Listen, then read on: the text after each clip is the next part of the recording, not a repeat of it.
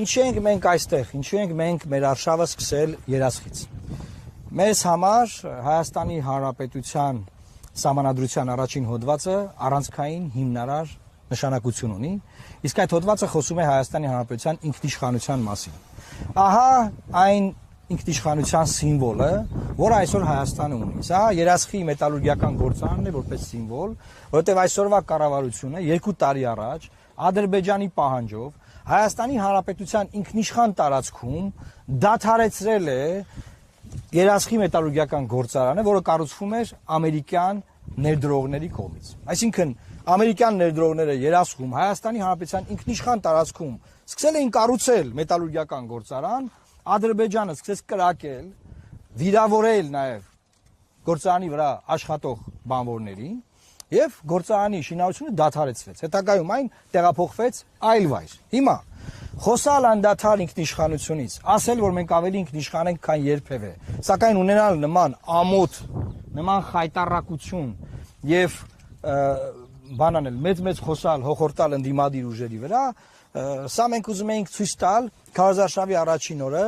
եւ խոսել Հայաստանի Հանրապետության ինքնիշխանությունից։ Սիրելի հայրենակիցներ, դուք հունիսի 7-ին հնարավորություն ունեք պաշտպանելու Հայաստանի Հանրապետության ինքնությունն ու հայկական բովանդակությունը։ Այն Հայաստանի Հանրապետությունը, որը մենք ուզում ենք հունիսի 7-ից հետո, չի կարող նման նվաստացած վիճակում լինել։ Եվ որ Հայաստանի Հանրապետության միջազգայինորեն ճանաչված տարածքում, ինքնիշխան տարածքում, հարևան պետությունը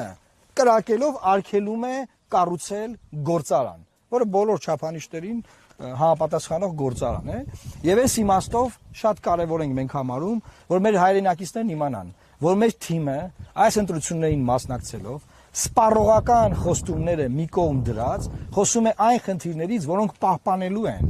պաշտպանելու են մեր հայկական պետականությունը, Հայաստանի Հանրապետությունը։ Հունիսի 7-ին գնալով ընտրական տեղամասեր, քվեարկելով 19 քվեաթերթիկով, ընտրելով մեր թիմին, դուք հնարավորություն եք ստանալու այս խնդիրները կարգավորել։ Այս խնդիրների կարգավորումը բացարձակապես պարզ չէր։ Հետևողական աշխատանք էր պետք, սկզբունքային էր պետք լինել, պետք էր ասածին տեր կանգնել, գծած կարմիր գծերին տեր կանգնել եւ հետևողական բանակցային գործընթացում կանգնել մեր դիրքերի վրա եւ այս գործարանը կկառուցվեր։ Այդ ինչ արե մեր իշխանությունը։ Մի հատ շրջակա միջավայրի նախարարության հայտարարություն, մի հատ ԱԳՆ նախարարության հայտարարություն, մի քիչ կրակոց եւ որոշել են, որ դե լավ թարգենք, լավ։ Մեր ինքնիշխան տարածքն է, բայց դե բան չկառուցենք այստեղ գործարանը, գնանք ուրիշ տեղ։ Էսա այսօրվա իրավիճակը, ձեզ կասեն 10,000 դրամով ձեր թոշակն ենք ավելացնում, մեկը կասի ձեր դեղերն ենք էժանացնում, այն մյուսը ուրիշ բան կասի։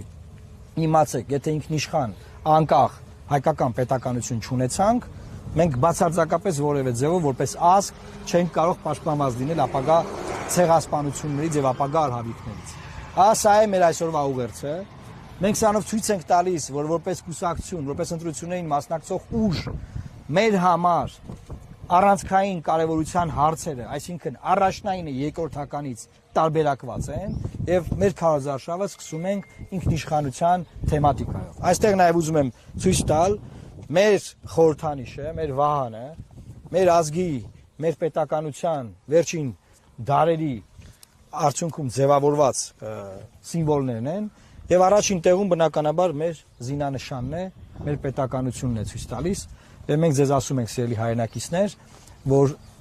այն շանսը, որ մենք բոլորս հիմա ստացել ենք այս ընտրություններով, մեր պետականությունը պաշտպանելու մասին։ Բաժանորդագրվեք Արմաթ մեդիայի ալիքներին սոցցանցերում։ Հետևեք մեզ նաև Արմաթ մեդիա AM կայքում։